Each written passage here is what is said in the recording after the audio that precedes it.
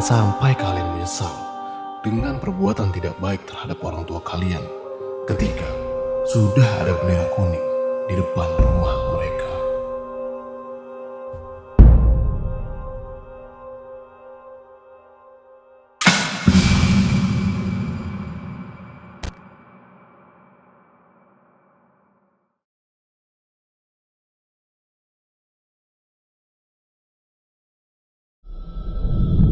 Kembali lagi bersama gue Fajar Ditya, kali ini di Scary Tale. Udah lama Scary Tale ini nggak upload guys. Pada kangen gak sih sama Scary Tale ini? Kayaknya kalian pada nggak kangen ya. Belakangan ini kan juga lagi geger ya, kasus selingkuh mertua sama menantu tuh kalau kalian denger. Kalian pada tahu nggak sih? Makanya buat kalian yang kangen nih, sekalian aja lah gue bikin kisah ini antara mertua dan menantu tapi versi horornya. Dan cerita ini ada di channel YouTube Rizky Replay. Siapa yang nggak tahu channel YouTube Rizky Replay? Subscribernya aja udah banyak banget. Saatnya beraksi.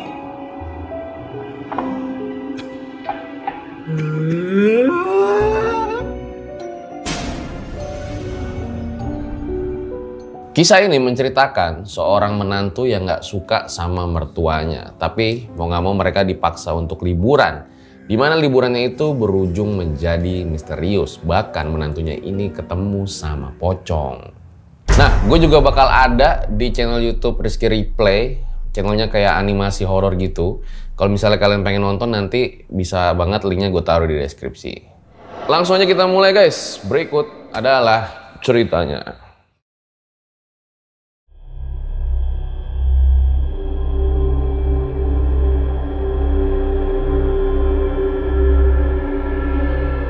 Hari itu sebuah keluarga yang terdiri dari Aldi, Sinta, dan Nina. Bocah yang masih TK itu pergi ke desa untuk mengunjungi rumah Ibu Sinta. Sudah 5 tahun lamanya mereka nggak pulang kampung nih menjenguk ibunya Sinta.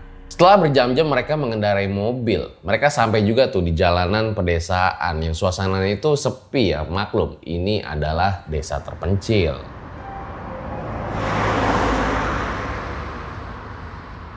Aldi, sang suami, nggak begitu suka ya jika dia harus pergi ke kampung, apalagi harus menginap lama-lama di rumah mertuanya.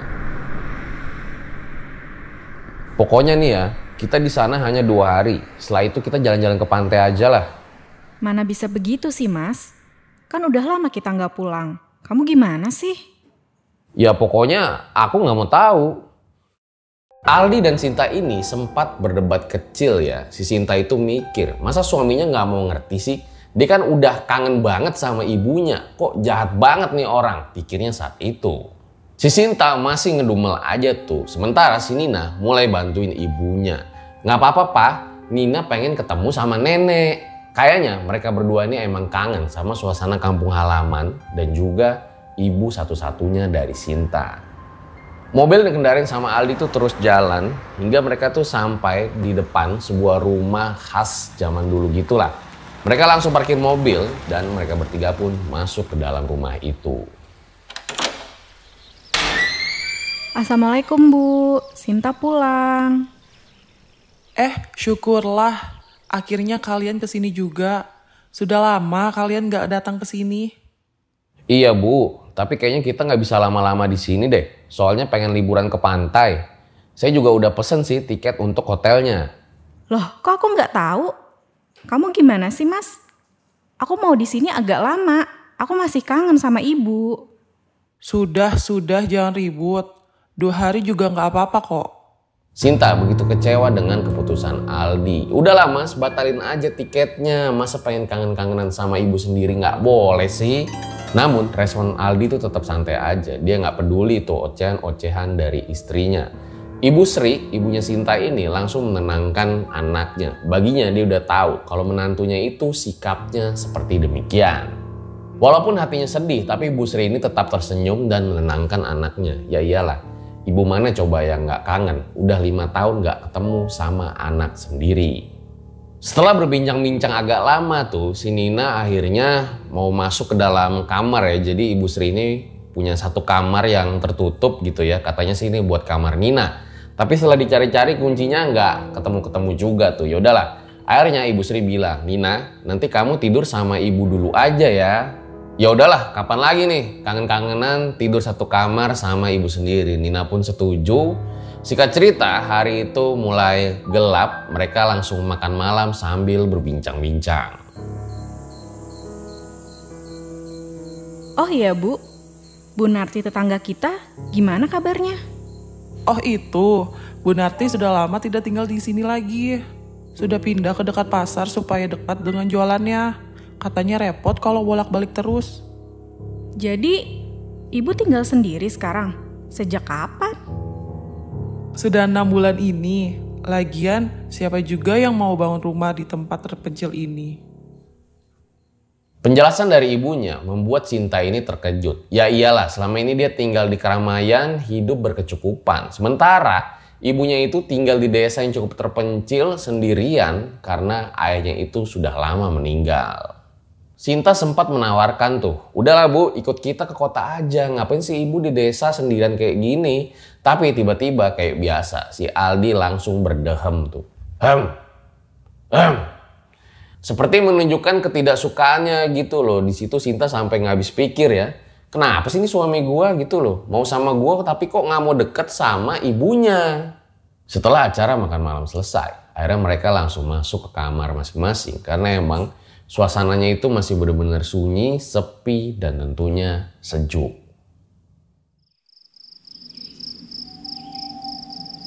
Di tengah malam, Aldi ini kebangun ya karena perutnya mendadak sakit. Duh, perut kenapa ya? Tiba-tiba mules gini. Dengan rasa malas, si Aldi itu bangun.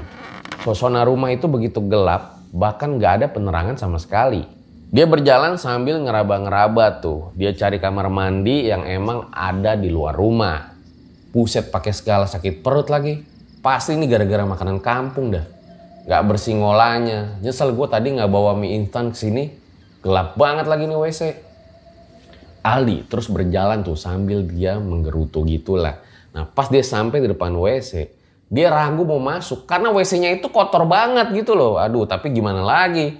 Daripada gua boker sambil berdiri kan. Mau gak mau tuh si Aldi masuk, hingga ketika dia udah mulai enak-enak buang hajatnya, ada suara yang dia dengar dari luar. Aldi langsung terdiam tuh. Tiba-tiba dia jadi merinding. Hawa di sekitar juga jadi gak enak gitulah. Perlahan suara itu kembali muncul yang membuat Aldi semakin takut. Itu suara apa sih? Hingga dia melihat ada sebuah kain putih yang muncul dari bak mandi. Di mana itu ternyata Pocong. Dan bener aja, di situ Aldi melihat ada sosok pocong yang perlahan mengangkat kepalanya dari dalam kamar mandi. Semakin lama, pocong itu semakin jelas ditambah posisinya yang udah berdiri seutuhnya.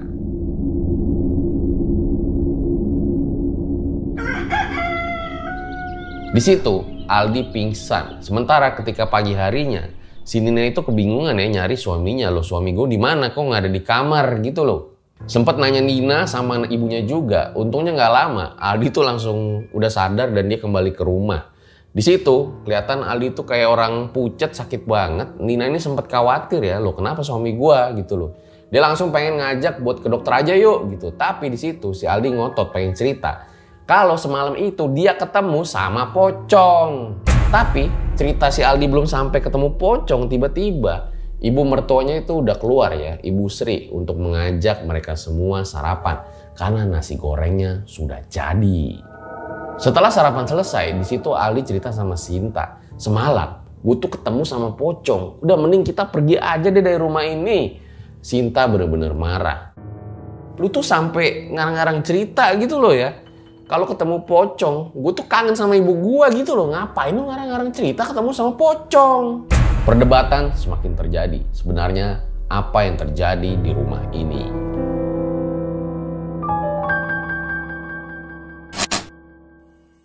Buat kalian yang punya pengalaman horor nyata, bisa kirim cerita kalian ke email rjl5 atau DM Instagram rjl5.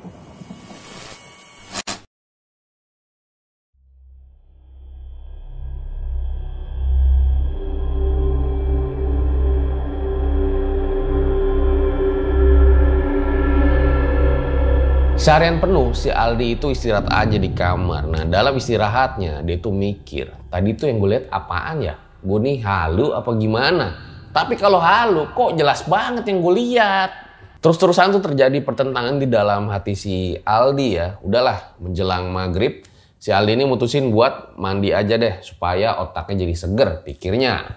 Jalanlah tuh si Aldi ke kamar mandi yang ada di luar rumah. Nah pas dia masuk ke dalam, tiba-tiba gak lama dia buka baju, kembali terdengar suara dari dalam bak mandi. Ketika si Aldi nengok, ternyata dia melihat ada sesosok pocong yang kayak lagi meringkuk gitu. Aldi sampai terjatuh, dia tutup tuh kedua bola matanya, langsung keringat dingin. Dia teriak-teriak tuh minta tolong. Diuntungnya langsung didengar sama si Sinta.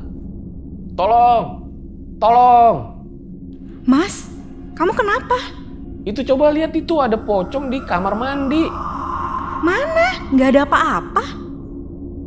Jadi pas Sinta itu dateng, udah nggak ada tuh pocong yang dilihat sama si Aldi. Nah si Aldi juga bingung ya. Loh, tadi ada pocong nih gue lihat di sini gitu loh. Kok sekarang nggak ada? Mereka langsung masuk ke dalam. Di situ si Aldi suaranya masih bergetar ketakutan gitulah. Dia bilang sama Sinta, udahlah Sin, tadi tuh bener-bener gue lihat pocong. Mending kita pergi aja dari rumah ini, udah nggak beres. Namun si Sinta itu menolak dengan tegas kalau jangan-jangan ini cuman akal-akalan dari Mas Aldi aja gitu loh.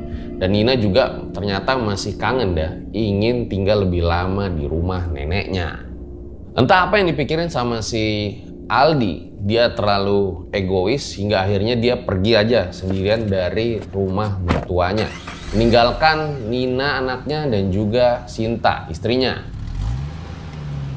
Di tengah jalan sambil nyetir, si Aldi itu perasaannya masih gelisah, takut, masih kepikiran sosok pocong itu. Dia mikir ya, sebenarnya siapa sih sosok pocong itu? Lagi takut-takutnya, tiba-tiba mobilnya itu mati, mogok. Langsung dia keluar buat ngecek dan gak lama dia ketemu sama Ibu Narti, tetangga dari mertuanya. Ah, sial. Loh, ini Aldi kan suaminya Sinta?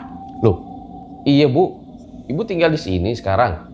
Iya, saya pindah ke sini karena di sana sudah tidak ada apa-apa lagi semenjak Ibu Sri meninggal. Hah? Meninggal gimana?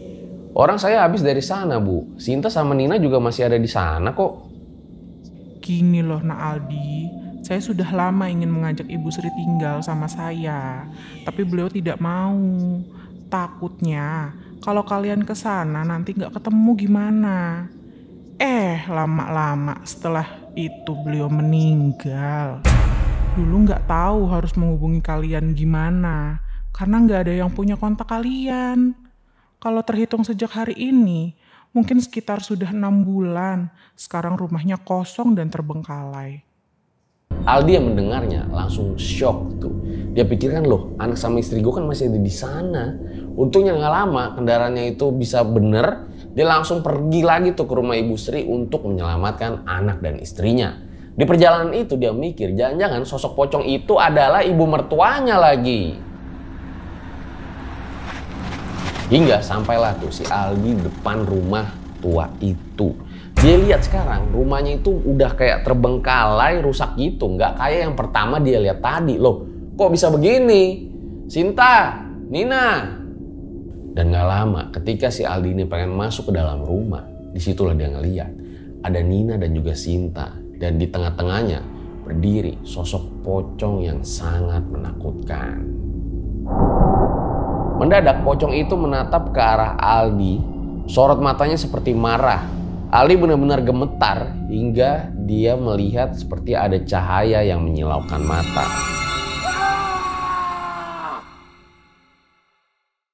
Dan selanjutnya Aldi udah gak tahu tuh apa yang terjadi hingga tiba-tiba dia terbangun di dalam sebuah ruangan rumah sakit. Aldi masih berusaha ngumpulin nyawa gitu guys, kayak orang habis bangun tidur yang masih ngawang-ngawang gitu lah. Dia berusaha ngumpulin ingatannya tuh. Ternyata pas dia lihat di sampingnya itu udah ada seorang suster dan juga Bu Narti. Loh, Saya di mana ini? Di situ Bu Narti mendekat ya ke arah Aldi dan mengatakan, syukurlah kamu sudah siuman karena kita sebetulnya udah lama nih nggak ketemu gitu loh. Loh, lama nggak ketemu gimana? Kemarin kan kita baru ketemu Bu Narti, kata si Aldi bingung. Akhirnya di situ Bu Narti menjelaskan ya, kalau mereka itu ketemu sekitar 4 hari yang lalu. Jadi kebetulan Bu Narti inilah yang menolong sekeluarga si Aldi, Nina dan juga Sinta kecelakaan mobil yang cukup parah. Aldi nggak percaya ya, dia ceritain tuh semua yang dialamin sama si Aldi ke Bu Narti. Tapi Bu Narti bilang, loh itu kamu mimpi aja kali, orang sebetulnya kejadiannya seperti ini. Jadi waktu itu si Bu Narti ini baru pulang dari pasar, dia lihat ada rame-rame, nah ternyata ada sebuah mobil itu yang kecelakaan terguling gitulah. Nah setelah korbannya ditarik, dia melihat itu ada Aldi, Sinta dan juga Nina. Yaudah langsung dia bergegas aja bawa mereka ke rumah sakit. Jadi di sini si Aldi udah siuman, sementara Nina dan Sinta masih belum siuman. Di situ langsung merindinglah sekujur tubuh Aldi. Dia menyesal dengan apa yang telah dilakukannya selama ini. Beberapa waktu kemudian setelah kondisi Aldi membaik, dia berkunjung ke makam ibu mertuanya untuk meminta maaf. Bu, tolong maafkan saya ya Bu. Tolong doakan Nina dan Cinta semoga segera membaik. Saya janji akan menjaga mereka dengan lebih baik. Maafkan saya, tolong ampuni saya. Saya janji saya akan sering-sering mengajak Cinta dan Nina berkunjung ke makam ibu.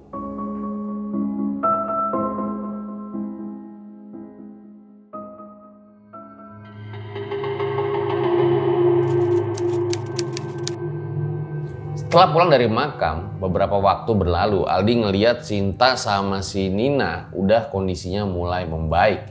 Mereka juga sedih ya ketika mengetahui kalau Bu Sri itu ternyata sudah meninggal dunia. Dan sejak hari itu juga, Aldi menepati janjinya untuk sering-sering berkunjung ke makam ibu mertuanya. Tentunya bersama Sinta dan juga Nina.